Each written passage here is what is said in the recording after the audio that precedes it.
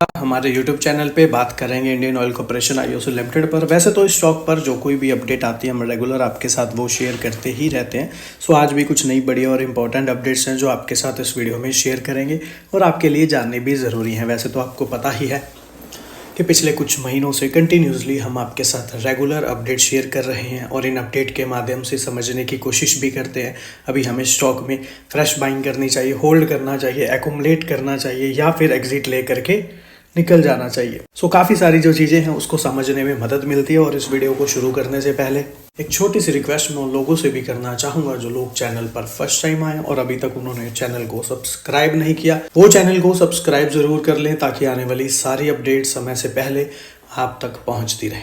तो फिर शुरू करते हैं आज की वीडियो। मैं हूँ आपका दोस्त करण, स्वागत के लिए बड़ी खबर आती नजर आ रही है। सबसे पहला पॉइंट, ओडिशा सरकार आयात को कम करने के लिए 14 अरब डॉलर की पेट्रोलियम रसायन परियोजनाओं पर विचार कर रही है और भारतीय तेल करेगी निवेश। 14 अरब डॉलर एक बहुत ही बड़ी अमाउंट है। अभी तक इंडियन ऑयल द्वारा जो इन्वेस्टमेंट्स 2024 या 25 में देखने के लिए मिले उस सारी इन्वेस्टमेंट से ज़्यादा की अमाउंट है ये 14 अरब डॉलर। इंडियन ऑयल ने पिछले महीने ही पारादीप में फिनॉल और पॉलीथीन के उत्पाद के लिए दोहरी फीड क्रैकर और संबंधित डाउनस्ट्रीम इकाइयों की स्थापना के लिए एक समझौते पर हस्ताक्षर किए। वह पहले से ही वैसे तो 3 लाख बैरल प्रतिदिन क्षमता वाली तेल रिफाइनरी को चला रहा है और कंपनी ने कहा है कि इस परियोजना में लगभग 610 बिलियन रुपए का निवेश करेगी। और शर्मा ने गोपनीयता समझौते के कारण नाम उजागर किए बिना कहा कि अन्य जो व्यवसाय हैं ऐसा ही कर सकते हैं और विदेशी जो डाउन स्ट्रीम मतलब पेट्रोकेमिकल इकाइयां हैं या पारादीप में स्थानांतरित कर सकते हैं। और शर्मा ने कहा कि निवेशकों को आकर्षित करने की ओडिशा की रणनीति में चीन और दक्षिण पूर्व एशिया भी पाए जाने वाले वैश्विक मानों के लिए एक बुनियादी बेहतर ढांचा प्रदान करना भी शामिल है। बाकी देखिए, जो इंडियन स्टेट है ईस्टर्न ऑफ ओडिशा, तो यहाँ पर एक एक्सपेक्टेशंस जो है वो 1.2 ट्रिलियन की इन्वेस्टमेंट किया आने वाले 10 साल में, जो कि बिल्ड करेगी पेट्रोकेमिकल हब। और यहाँ पर according to the senior government official द्वारा ये बातचीत हमें समझने की मिल रही है। कंट्री लार्जेस्ट रिफाइनरी जो है इंडियन ऑयल, यहाँ पर will invest half of the amount in A नैप्था cracker facility. और हाफ इन्वेस्टमेंट जो है कहाँ की जाएगी, नाप्ता क्रैकर फैसिलिटी में की जाएगी। और इसके अलावा भी डेवलप किया जाएगा new downstream market for secondary products जैसे कि एग्रोकेमिकल्स, फार्मास्यूटिकल्स सारे जो ये हैं। और इसी के अलावा काफ़ी अच्छी अपडेट हमें ये वाली देखने के लिए मिल रही है। और 14.1 बिलियन इन्वेस्टमेंट अगले 10 साल में की बात कही जा रही है, जो कि एक बहुत अच्छी एक्सपेक्टेशंस लगाई जा रही हैं। लेकिन एक पॉइंट यहाँ पर अच्छा नहीं है, वो क्या है? 4 धाम यात्रा के लिए हेलीकॉप्टर सर्विस रुकी। 9 राज्यों के 32 एयरपोर्ट 15 मई तक बंद। दिल्ली एयरपोर्ट की नई एडवाइजरी। और इसी तरह से बहुत सारी अपडेट्स हैं। अगर करूं तो 20-30 पॉइंट बन जाएंगे जहां पर ब्रेक लगती हमें नजर आ रही है। अब देखिए, कहीं ना कहीं अगर दिल्ली एयरपोर्ट या 32 एयरपोर्ट बंद हैं तो फ्लाइट्स भी तो नहीं चलेंगी। तो जो एविएशन फ्यूल है और भी बहुत सारी चीज़ों में, काफ़ी सारी चीज़ों में पेट्रोल उतना ही कम लगेगा, डीजल उतना ही कम लगेगा, उतनी चीज़ें कम यूज़ होंगी, जिस वजह से कहीं ना कहीं रिवेन्यू में एक जो है कमजोरी देखने के लिए मिल सकती है अगर लगातार ये ऐसा ही सिनेरियो रहता है तो। और एक पॉइंट है, क्रूड ऑयल में भी तेजी बनी हुई है। ब्रेंट क्रूड वैसे तो देखा जाए तो अगर ये 70 से नीचे हैं तो वेल एंड गुड है, लेकिन अगर ये 60 से भी नीचे जाते हैं तो क्रूड ऑयल मार्केटिंग कंपनियों के लिए और वेल एंड गुड है। लेकिन कहीं ना कहीं अब इनमें 4-5% जो है बढ़ते 5 पॉइंट नजर आए हैं, जबकि पहले 59-68 पे, 58 पे, 58 पे देखने के लिए मिले, 59 पे। तो 59 से 64 तक का जंप जो है लगातार बना हुआ है। अगर इससे भी ज़्यादा जंप रहता है, जैसे 65-66 तक पहुंचते हैं, उतना ज़्यादा प्रॉफिटेबिलिटी में जो है वीकनेस होती नजर आएगी। अगर ये 70 से अब निकलते हैं तो बिल्कुल ही अच्छी बात तो नहीं है। फिलहाल ये सही बने हुए हैं अब तक। देश भर में पेट्रोल पंप बंद होने की अफवाह। इंडियन ऑयल के पास तेल, एलपीजी, सीएनजी के पर्याप्त स्टॉक उपलब्ध। तो भारत और पाकिस्तान के बीच बढ़ते तनाव के बीच अगर तेल कंपनियों की बात करें तो लोगों को आश्वासन दिया है कि देश भर में पेट्रोल, डीजल और पीएलजी या कि एलपीजी का पर्याप्त स्टॉक उपलब्ध है। तेल कंपनियों ने लोगों से पेट्रोल, डीजल और रसोई गैस जैसी ईंधन की घबराहट में खरीदारी या फिर जमाखोरी से बचने का आग्रह भी किया। यह बयान सोशल मीडिया पर उन पोस्ट और वीडियोस की बाढ़ आने के बाद आया जिनमें भारत और पाकिस्तान के बीच तनाव बढ़ने के बाद बीच लोगों को पेट्रोल पंपों पर तेल लेने के लिए कतारों में खड़े दिखाया गया। भारत पाकिस्तान के बीच इस वक्त तनाव काफी बढ़ गया है और देश के जो सबसे बड़े ईंधन खुदरा विक्रेता इंडियन ऑयल कॉर्पोरेशन ने सोशल मीडिया प्लेटफॉर्म यानी कि एक्स पर, ट्विटर पर कहा कि इंडियन ऑयल के पास देश भर में ईंधन का पर्याप्त स्टॉक है और हमारी आपूर्ति लाइनें सुचारू रूप से चल रही हैं। घबराहट में खरीदारी करने की कोई आवश्यकता नहीं है। हमारे सभी आउटलेट पर ईंधन और एलपीजी आसानी से उपलब्ध है। सो शांत रहकर और अनावश्यक भीड़ से बचकर हमें आपकी बेहतर सेवा करने में मदद करें। इससे हमारी आपूर्ति लाइनें निर्भर रूप से चलती रहेंगी और सभी के लिए निर्बाध ईंधन पहुंच सुनिश्चित होगी। तो यहाँ पर एक चीज़ तो साफ क्लियर होती है कि क्रूड ऑयल जो है, कच्चा तेल, पहले से ही इंडियन ऑयल द्वारा काफ़ी मात्रा में खरीदा गया है और वो भी कम दाम में खरीदारी हुई है। इसके अलावा समझें तो भारत में 96,000 से अधिक खुदरा आउटलेट हैं ईंधन के, जो देश भर में पेट्रोल और डीजल बेचती हैं। इन शॉर्ट कहें दुकानें, और इनमें से अकेले इंडियन ऑयल के पास 40,000 से अधिक दुकानें हैं। और इसके बाद अन्य 2 सार्वजनिक क्षेत्र की इधर खुदरा कंपनियां यानी कि बीपीसीएल और एचपीसीएल में भी प्रत्येक के पास लगभग 24,000 ईंधन खुदरा स्टेशन है। रिलायंस इंडस्ट्रीज, नायरा एनर्जी और शेल जैसी निजी क्षेत्र की कंपनियों के पास भी कुल मिलाकर लगभग 9,000 ईंधन स्टेशन हैं।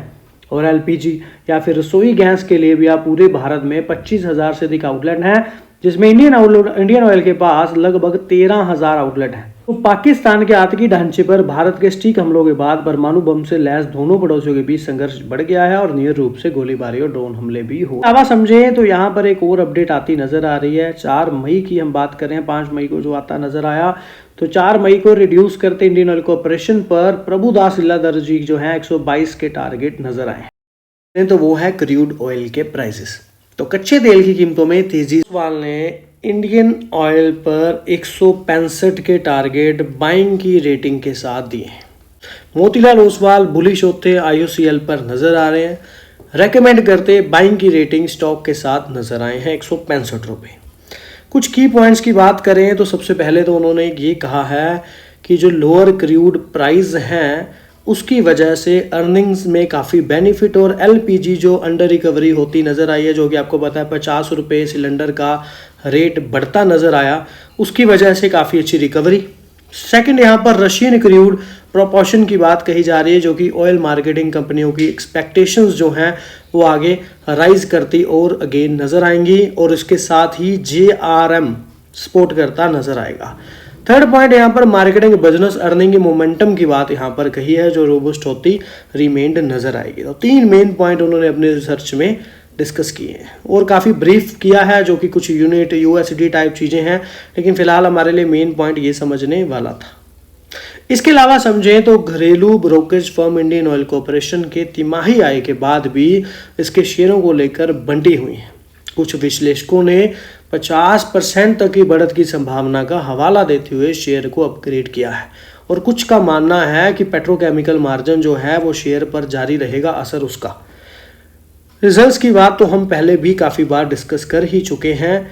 इसके अलावा बात करें तो साल दर साल आधार पर शेयर में 17.4% की गिरावट के बाद, जिसने कमज़ोर GRM और एलपीजी जो अभी हमने बात की, जो कि इनको पहले घाटा होता नजर आ रहा था, IOC के अनुसार इसकी भरपाई होने की अब संभावना है, क्योंकि निर्मल बंग इंस्टीट्यूशन इक्विटीज ने कहा है कि चौथी तिमाही के बाद शेयर को होल्ड से अपग्रेड करके खरीदने की रेटिंग दे दी गई है, और शेयर के लिए 173 के टारगेट दे दिए गए हैं। इसके अलावा लारा कैपिटल ने भी कच्चे तेल की कम कीमतों के अनुरूप में IOCL से निफ्टी से बेहतर प्रदर्शन किया, और जिसके परिणाम स्वरूप मार्केटिंग मार्जिन बेहतर रहा और एलपीजी अंडर रिकवरी शून्य रही। इसने कहा, हम कच्चे तेल की कम कीमतों के बीच तेल विपणन कंपनियां जो कि ऑयल मार्केटिंग कंपनियों पर अपना पॉजिटिव दृष्टिकोण दोहराते हैं और उम्मीद करते हैं कि सरकार ऑयल मार्केटिंग कंपनियों को अपने ऊर्जा संकल्पन यानी कि पूंजीगत व्यय को निधि देने के लिए मार्जिन से अधिक कमाने की अनुमति देगी। अंतरराष्ट्रीय पर भी स्तर पर कच्चे तेल की कीमतों में गिरावट से ऑयल मार्केटिंग कंपनियों के लिए गैसोलीन डीजल 3.5 रुपये प्रति लीटर की वृद्धि का संकेत है। साथ में 2 रुपये प्रति लीटर की बढ़ोतरी भी हुई है, और 26 में एलपीजी घाटे के शून्य होने से ऑयल मार्केटिंग कंपनियों को लाभ होगा। और लारा ने कहा है कि IOCL के 26 वर्ष 27 के अनुमानों की बात करें EPS की, तो 48 से 44% तक की वृद्धि और लक्ष्य को 26% बढ़ाकर अलारा कैपिटल ने सीधा 214 रुपये के टारगेट इंडियन ऑयल पर बाइंग की रेटिंग के साथ दिए। नुवामा की बात कर लें तो नुवामा ने यहाँ पर रेटिंग कम करें की बात दोहराई है और 123 रुपये का टारगेट दिया है। क्योंकि यहाँ पर चौथी तिमाही में जो कच्चे तेल की हिस्सेदारी 14% रही है रूस की, सो कच्चे तेल की हिस्सेदारी में गिरावट से जीआरएम को नुकसान हो सकता है और 2026 में जो रिवेन्यू है उच्च मार्गदर्शन या फिर एलपीजी अंडर रिकवरी पर असर पड़ सकता है। सो शेयर में 18% की गिरावट की उम्मीद है। एचडीएफसी सिक्योरिटीज ने आईओसीएल पर 128 रुपये के टारगेट दिए हैं, कम रेटिंग दी है। पेट्रोकेमिकल आपूर्ति क्षमता में वृद्धि, रिफाइनिंग मार्जिन में कमी, ऑटो ईंधन मार्जिन में नरमी के कारण मार्जिन दबाव रह सकता है। सो आने वाले जो इबिटा की बात करें या फिर प्रॉफिट आफ्टर टैक्स की बात करें तो अनुमान से जो है अधिक रहा है, लेकिन उम्मीद से अधिक सकल रिफाइनिंग मार्जिन के कारण हुआ है। कुछ एनालिसिस द्वारा बाइंग की रेटिंग दी जा रही है, कुछ एनालिसिस द्वारा सेल की रेटिंग दी जा रही है। सो पॉइंट क्या है? पॉइंट यहाँ पर यही है कि क्रूड ऑयल के प्राइस क्या है वो बहुत इंपॉर्टेंट है ऑयल मार्केटिंग कंपनियों के लिए भी। सेकंड थिंग यहाँ पर ये है, अगर पेट्रोल और डीजल के दाम फिलहाल यही रहते हैं या फिर एलपीजी के दाम भी यही रहते हैं तो नो डाउट कि अगर पिछले 3 महीने में अगर दाम वही रहे और क्रूड ऑयल सस्ता था तो कंपनियों को इतना अच्छा प्रॉफिट हुआ है, तो अगर आगे भी कम रहते हैं तो बहुत ज़्यादा चांसेस हैं कि इंडियन ऑयल में फिर से एक सिनेरियो बनता नजर आए। लेकिन अगर आपने नोटिस किया हो कि कंपनी ने रिजल्ट से पहले ही काफ़ी अच्छी रिकवरी दी, 110 से करीब नीचे लो लगा करके दोबारा से स्टॉक चला, 134 तक तो रिजल्ट से पहले ही देखने के लिए करीब करीब मिल रहा था और फिर अब जब रिजल्ट आए तो स्टॉक ने 150 तक के करीब का हाई लगाया। दैट मीन कहीं ना कहीं एक रिकवरी उतनी ही स्टॉक में होती नजर आई। अब आगे मैटर करता है, अगर क्रूड ऑयल के प्राइसेस कम रहते हैं तो हम आगे और कुछ एक्सपेक्टेशंस तेजी की कर सकते हैं। अगर क्रूड ऑयल के दाम फिर से बढ़ते हैं, आईओसीएल के खरीदने के 5 कारण यहां पर बताए जा रहे हैं जो कि आईसीआई सिक्योरिटीज ने खरीद काल बनाए रखा और इंडियन ऑयल तिमाही के बाद शेयरों में उछाल। ब्रोकरेज ने कहा कि इंडियन ऑयल को मजबूत नोट पर समाप्त किया। ब्रोकरेज ने अपने लक्ष्य मूल्य में भी वृद्धि की और आईओसी पर अपने सकारात्मक 5 कारण यहां पर बताए हैं जो कि पॉजिटिव दृष्टिकोण है। सबसे पहला जो कि वित्त वर्ष 26 में भौतिक एलपीजी मुआवजे की अच्छी संभावना है कि गवर्नमेंट से एलपीजी के लिए मुआवजा मिलता नजर आ सकता है। इसके अलावा जीआरएम में सुधार और कच्चे तेल की कीमत में गिरावट के कारण जो खुदरा ईंधन मार्जिन जो है वो मजबूत होता नजर आएगा। इसके अलावा भी समझें तो एक अच्छा डिविडेंड यील्ड और कंफर्टेबल लेवरेज की बात भी यहाँ पर कही जा रही है। तो ये 5 कारणों को बड़ा पॉइंट यहाँ पर इंडियन ऑयल में आईसीआई सिक्योरिटीज की तरफ से बनाया जा रहा है। बाकी कंपनी ने अच्छा प्रॉफिट भी दर्ज किया है जो कि हमने पहले भी इसके पास डिस्कस करा ही है। आईसीआई सिक्योरिटीज ने मांग के लिए और ट्रंप प्रशासन के लिए ऊर्जा खंड को बढ़ाने पर अधिक ध्यान देने के साथ साथ ओपेक द्वारा भी वर्ष 26 में 2 MMT आपूर्ति कटौती की बहाली के कारण पेट्रोलियम उत्पादों पर मार्जिन में उतार चढ़ाव जो है वो बना रहेगा, ऐसा आईसीआई सिक्योरिटीज ने अपने नोट में लिखा है। इसके अलावा उन्होंने कहा है कि जो कच्चा तेल है और संशोधित किया गया है और कीमतों में वृद्धि होने पर उससे बने उत्पादों को बेचा, जिसके परिणामस्वरूप इन्वेंट्री पर भी लाभ इंडियन ऑयल को हुआ है। ब्रोकरेज ने यह भी कहा है कि कच्चे तेल की कीमत $65 से $67 प्रति 65 से 70 अमेरिका डॉलर प्रति बैरल के नीचे रहने की संभावना है और इससे ऑयल मार्केटिंग कंपनियों का मार्जिन ऐतिहासिक स्तर से काफ़ी ऊपर रह सकता है। इसी के अलावा उन्होंने खरीदने की सलाह भी दी है और 180 रुपये के टारगेट भी बनाए हैं, बढ़ा कर टारगेट प्राइस दिया है जो कि पहले 155 था। इसी के अलावा 2028 के ईपीएस के भी 20% शेयर के साथ आय में वृद्धि के कारण किया गया है। इसके अलावा समझे तो एचएसबीसी ने भी ऑयल मार्केटिंग कंपनियों में कहा है कि क्रूड में गिरावट से ऑयल मार्केटिंग कंपनियों को सीधा फायदा होगा। आईओसी से कंपनियों के शेयर पर खरीदारी की राय रही। इसके अलावा सीएलएसए की बात कर लें तो आईओसी के शेयर का जो टारगेट है वो 135 रुपये कर दिया है, मूल्य को बढ़ा दिया। सीएलएसए ने इंडियन ऑयल कॉर्पोरेशन पर अपना लक्ष्य मूल्य 120 से बढ़ाकर 135 कर दिया है, जबकि होल्ड रेटिंग बरकरार रखी है क्योंकि तेल प्रमुख ने उम्मीद से बेहतर रिफाइनिंग मार्जिन और असाधारण विभिन्न लाभप्रदता प्रॉफिटेबिलिटी द्वारा मजबूत Q4 की आय दर्ज की है, जो कि हमने Q4 के कंपनी के रिजल्ट्स काफी बार डिस्कस करे ही हैं। इसके अलावा भी ब्रोकरेज को ये उम्मीद है कि 2026 वित्त वर्ष 27 में आईओसी की जो रिवेन्यू है उसमें एक अच्छी वृद्धि होगी और इससे आय अनुमानों को 4 से 9% तक बढ़ा दिया गया है, जिसमें मुख्य अपसाइड ड्राइवर के रूप में मार्केटिंग मार्जिन भी शामिल है। Q4 के एक मजबूत नतीजों के बाद इंडियन ऑयल के शेयरों में 49% तक की तेजी आ सकती है, विश्लेषकों के आय अनुमान बढ़ाए। तो तेल refinery company Indian oil corporation के मार्च तिमाही के नतीजों के बाद शेयर पर नजर रखने वाले जो विश्लेषकों ने एनालिसिस ने कहा कि कंपनी के शेयरों में मौजूदा स्तरों से और तेजी आने की संभावना है। रिफाइनिंग कारोबार के मजबूत प्रदर्शन के कारण ही इंडियन ऑयल की जो आय है उसमें बढ़ोतरी हुई है। ब्रोकरेज फर्म जेफरीज ने भी अपने नोट में लिखा है कि अप्रैल में कच्चे तेल की कीमतों में $10 प्रति बैरल की गिरावट के कारण इंडियन ऑयल को नए वित्तीय वर्ष की पहली तिमाही, जो भी फिलहाल क्वार्टर 1 चल रहा है 2025 का 26 का, तो उसकी पहली तिमाही में इन्वेंट्री घाटा हो सकता है। जेफरीज ने नोट में यह भी लिखा है कि रिफाइनिंग की संभावना कमजोर होने के बावजूद मार्केटिंग जो मार्जिन है उनमें तेजी की वृद्धि हुई। जो लाइन यहाँ पर रेड पे अंडरमार्क करी हुई है उनको समझेंगे ज़्यादा। तो यहाँ पर उन्होंने जेफरीज ने इंडियन ऑयल पर जो कहा है, इबिटा के जो यहाँ पर अनुमान की बात की है वो 15 से 17% की वृद्धि की बात कही है, और कच्चे तेल की कीमत धारणा के तहत मार्केटिंग मार्जिन में भी वृद्धि को ध्यान में रखा जा सकता है। और उन्होंने ये भी कहा है कि मॉर्गन स्टैनली ने इंडियन ऑयल को एक रणनीतिक चाल बताया और कहा अगले महीने 30 दिनों के भीतर या 30 दिनों में कीमत में एक अच्छी जो वृद्धि है होती नजर आ सकती है। इंडियन ऑयल कॉर्पोरेशन 12 महीने के forward price to book value 0.9 गुना से नीचे कारोबार कर रहा है, जो कि औसत से 25% या जितना होना चाहिए उससे 25% कम है। इंडियन ऑयल कॉर्पोरेशन पर 205 का मॉर्गन स्टैनली ने एक टारगेट दिया है, जो कि यहाँ पर बुधवार के अकॉर्डिंग, मतलब लास्ट सेशन के अकॉर्डिंग 49% की करीब बढ़त दर्शाता है। और यह तेल रिफाइनरी पर सरकारी तेल रिफाइनरी के लिए बाजार में सबसे अधिक मूल्य लक्ष्य भी है। और इंडियन ऑयल पर कवरेज करने वाले 34 विश्लेषकों में से 22 ने खरीदने की रेटिंग, बाइंग की रेटिंग दी है, 5 ने होल्ड के लिए और 7 ने बेचने के लिए रेटिंग करी। होप सो आपको ये समझ आ रहा होगा कि मॉर्गन स्टैनली ने एक अच्छे टारगेट दिए हैं। इसके अलावा जो विश्लेषक हैं उन्होंने यहाँ पर खरीदने की रेटिंग जो है ज़्यादा देखने के लिए मिली है और होल्डिंग की ज़्यादा रेटिंग है। इसके अलावा इबिटा में भी काफ़ी सुधार होता नज़र आ सकता है, तो काफ़ी अच्छी चीज़ें इनके नोट में हमें देखने के लिए मिली। इंडियन ऑयल के प्राइस टारगेट की बात कही जा रही है, नतीजे अच्छे, डिविडेंड का ऐलान भी हुआ और स्टॉक में पैसा लगाना कितना सही। तो एनालिसिस द्वारा काफ़ी कुछ कहा जा रहा है और क्रूड ऑयल पर भी काफ़ी सारी अपडेट्स हैं। तो 5 मिनट के लिए अगर आप हमारे नए सब्सक्राइबर हैं तो पूरा वीडियो देख सकते हैं, और अगर आप हमारे पुराने सब्सक्राइबर हैं तो पहले 5 मिनट का वीडियो आपके लिए है, और एंड पर वीडियो के बोनस शेयर, डिविडेंड, स्प्लिट के बारे में भी बात की। फिलहाल आपको पता है 30 अप्रैल को कंपनी के रिजल्ट्स आए और साथ में डिविडेंड की घोषणा भी की गई। इंडियन ऑयल में कॉर्पोरेशन के शेयर की चाल आगे कैसी रहने की संभावना है, नतीजों के साथ डिविडेंड के ऐलान के मद्देनजर शेयर में फिलहाल निवेश करना सही है और नोट, या किस लेवल तक शेयर के जाने कितने रुपए का टारगेट मिलने की संभावना है। 18 हाउस ऑफ देश के खास शो में मार्केट एक्सपर्ट्स कुणाल ने अपनी राय साझा की है। क्या कहना है मार्केट एक्सपर्ट्स का? उन्होंने कहा है कि 138 के आसपास करंट प्राइस है और इस लेवल के अराउंड इसमें खरीदारी की राय है।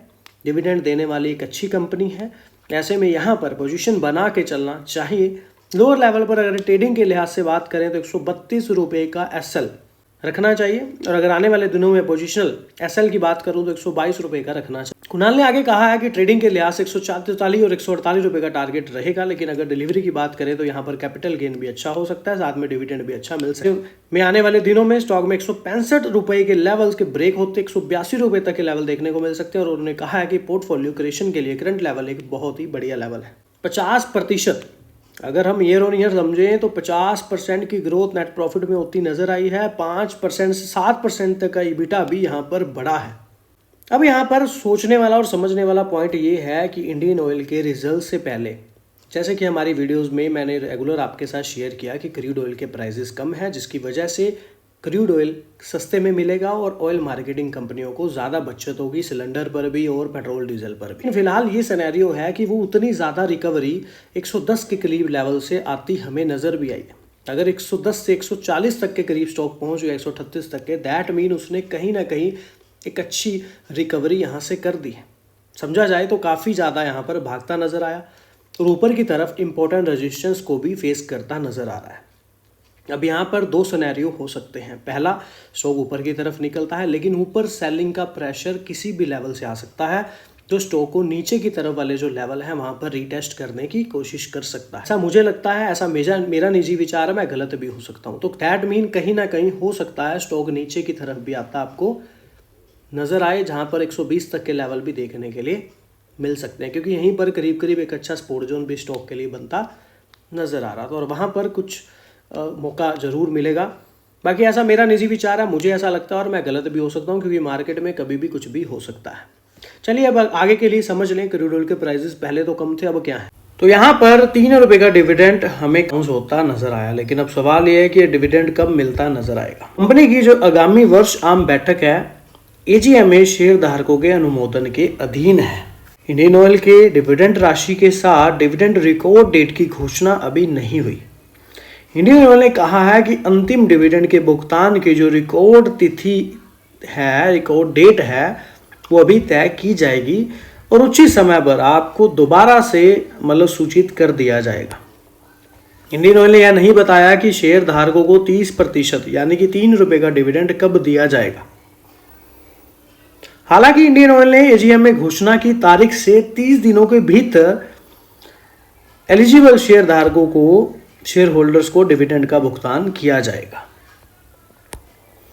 चॉइस इक्विटी ब्रोकिंग के उपाध्यक्ष कुणाल परार ने कहा है कि इंडियन ऑयल के शेयर फिलहाल 138 के आसपास हैं और इंडियन ऑयल उच्च डिविडेंड देने वाली कंपनी है। बाजार विशेषज्ञ ने कहा है कि बाजार भारतीय तेल पर मेरा नजरिया सकारात्मक है और इंडियन ऑयल के लिए मेरी सिफारिश खरीदारी की है। व्यापारिक दृष्टिकोण से इंडियन ऑयल का शेयर बाजार विशेषज्ञ ने कहा टारगेट 144 और 148 है, स्टॉप लॉस 132 के करीब बताया गया है। स्थिति के आधार पर यदि कोई व्यक्ति डिलीवरी में इंडियन ऑयल खरीदना चाहता है तो मेरा विचार है कि इसे खरीदें। इंडियन ऑयल के निवेशक डिविडेंड और मूल्य वृद्धि दोनों से लाभ उठा सकते हैं और स्थिति के आधार पर इंडियन ऑयल के शेयर का टारगेट 165 रुपये होगा, 65। और अगर इस स्तर को भी इंडियन ऑयल के शेयर तोड़ते हैं तो तेजी आगे भी जारी रहेगी और अगला टारगेट 180 रुपये होगा। एक अच्छा मार्केट कैप स्टॉक में हमें बनता नजर आ रहा है। डिविडेंड यील्ड परसेंटेज काफी अच्छी बनती नजर आ रही है। आरओसी आरओई आप देख पा रहे हैं, फेस वैल्यू भी अभी 10 की देखने के लिए मिल रही है। ईयर कंपैरिजन करें तो कहीं ना कहीं पी रेशो जो है वो एचपीसीएल और बीपीएल से ज्यादा है। बाकी चीजें यहाँ पर सब बढ़िया है, लेकिन पी रेशो अगर यहाँ पर नीचे रहती है 10 से तो ज्यादा वेल एंड गुड है। दैट मीन पी रेशो यहाँ पर थोड़ी सी जो है ज्यादा नहीं, थोड़ी सी महंगी है अकॉर्डिंग टू बीपीसीएल और एचपीसीएल के। लेकिन वहीं पर अगर हम अब कंपनी की क्वार्टर ऑन क्वार्टर सेल्स की बात कर लें तो देखिए एक अच्छा जंप होता नजर आया है। दिसंबर और मार्च में जो सेल्स रही हैं लगभग कोई बहुत ज्यादा फर्क नहीं रहा है। एक्सपेंसेस उल्टा कम हुए हैं जो कि एक अच्छा पॉइंट है। वहीं पर अदर इनकम लास्ट क्वार्टर से कम हुई है। डेप्रिसिएशन लास्ट क्वार्टर के बराबर ही रहे हैं। और नेट प्रॉफिट की बात कर लें तो नेट प्रॉफिट ने एक बड़ा जंप लिया है। पिछले 4 क्वार्टर अगर आप देखें 3, तो अब 4th क्वार्टर में एक बड़ा जंप लिया है जहां पर कंपनी ने एक अच्छा प्रॉफिट गेन किया है 8368 करोड़। दैट मीन ये 4 क्वार्टर का अब तक का सबसे बड़ा प्रॉफिट निकल करके आया है। तो कहने का मीन यहाँ पर क्या है, क्रूड ऑयल के प्राइसेस कम होने की वजह से हमें स्टॉक में जंप आता नजर आया है या फिर प्रॉफिटेबिलिटी में जंप आता नजर आया है। तो मैंने पहले ही लगातार वीडियोस में आपको बार बार डिस्कस भी किया था कि क्रूड ऑयल के प्राइस कम है जिसकी वजह से कंपनियां प्रॉफिटेबल रह सकती हैं। अगर हम वहीं पर ईयर ऑन ईयर देख लें तो ईयर ऑन ईयर में भी सेल्स में काफी अच्छी ग्रोथ हुई है, लेकिन मार्च 23 में ज्यादा अच्छी सेल्स थी तो कहीं ना कहीं मार्च 2024 में भी सेल्स कम रही हैं। एक्सपेंसेस में कोई बड़ी ग्रोथ देखने के लिए नहीं मिल रही। अदर इनकम इस बार कंपनी की ज़्यादा रही है। डेप्रिसिएशन भी कोई बहुत ज़्यादा नहीं बढ़े हैं। वहीं पर कंपनी का नेट प्रॉफिट देखें तो 2025 में कंपनी का नेट प्रॉफिट बहुत कम रहा है क्योंकि कंपनियों को एलपीजी पर काफ़ी लॉस होता नज़र आया। डीजल पेट्रोल पर भी 2-2, 3-3, 4-4 रुपये का लॉस होता पर लीटर नज़र आया, जिसकी वजह से यहाँ पर कंपनियों का प्रॉफिट काफ़ी कम हुआ। अब बहुत सारे भाई बहन ऐसे हैं जो यहाँ पर ये बात जानते हैं या पूछते हैं कि आगे स्टॉक के लिए लॉन्ग टर्म होल्डिंग का विचार क्या है। तो देखिए अगर मैं अपने व्यू की बात करूँ तो ऐसा है, मेरा निजी विचार की बात करूँ तो अगर कंपनी के क्रूड ऑयल के प्राइसेस यहाँ पर बहुत इंपॉर्टेंट हैं कि वो क्या हैं। सेकंड, कंपनी के अनाउंसमेंट्स क्या हैं। तो अनाउंसमेंट्स तो रेगुलर कंपनी अब भी अच्छी कर ही रही है और अच्छा एम के साथ कंपनी ग्रोइंग करती नजर आ रही है। लेकिन यहाँ पर एक चीज़ सबसे इंपॉर्टेंट है, कंपनी के रिजल्ट्स बैक टू बैक क्या है, क्वार्टरली, और कंपनी के फिलहाल क्रूड ऑयल के प्राइसेस क्या हैं। ये दो चीज़ें इंडियन ऑयल में, ऑयल मार्केटिंग कंपनियों में बहुत मैटर करती हैं। तो इन दो चीज़ों पर ध्यान तो देना पड़ेगा टाइम टू टाइम। इसके अलावा समझें तो पॉइंट क्या है, पॉइंट यहाँ पर यह है कि कंपनी का नेट प्रॉफिट कम हुआ है।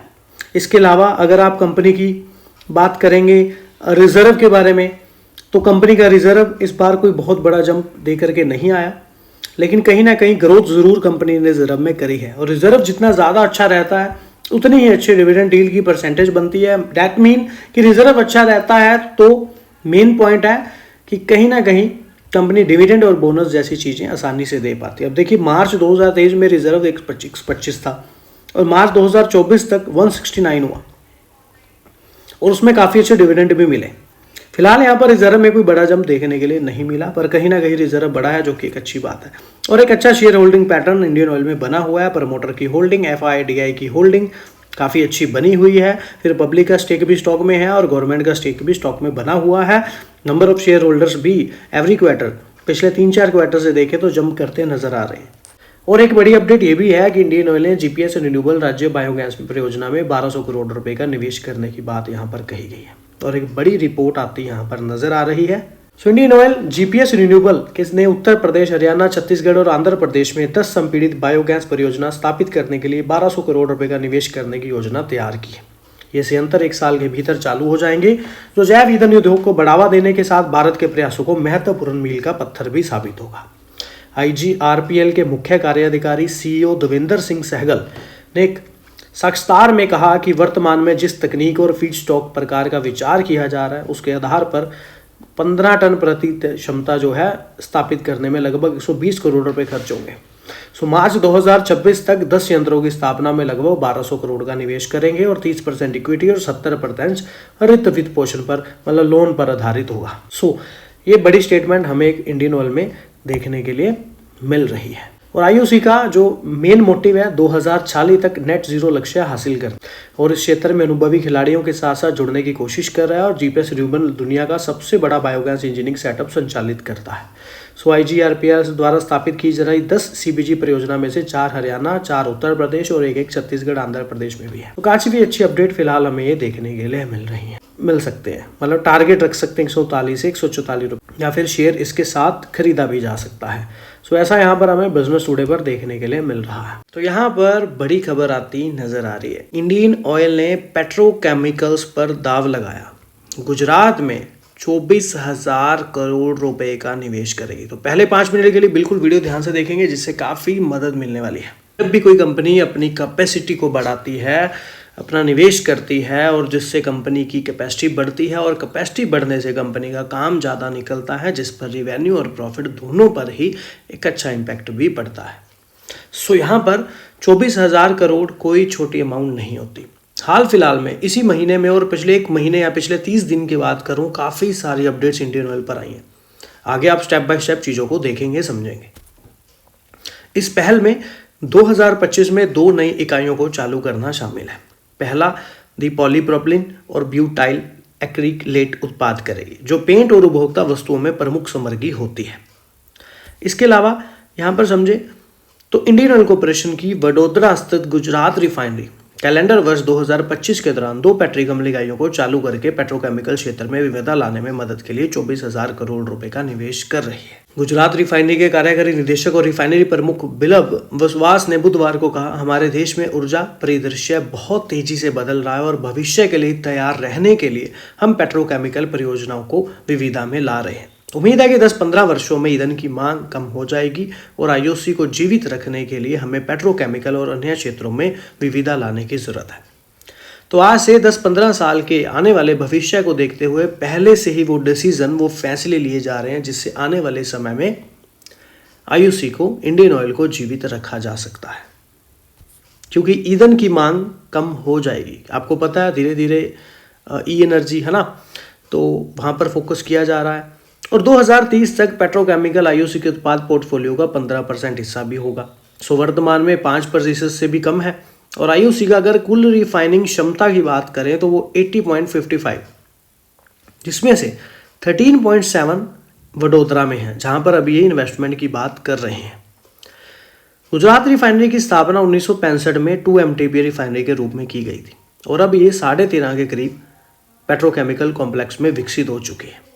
यह पूछे जाने पर कि 2001 में 3.7 MTPA के विस्तार करने में रिफाइनरी को 2 दशक से ज़्यादा क्यों लगे, तो बिस्वास ने कहा कि इस अवधि के दौरान गुजरात में प्रमुख रिफाइनरी स्थापित हुए, इसीलिए उस समय मांग को पूरा करने के लिए ईंधन उपलब्ध था। आपूर्ति मांग से कम हो रही थी और इसीलिए हमें इसे पूरा करने का फैसला किया।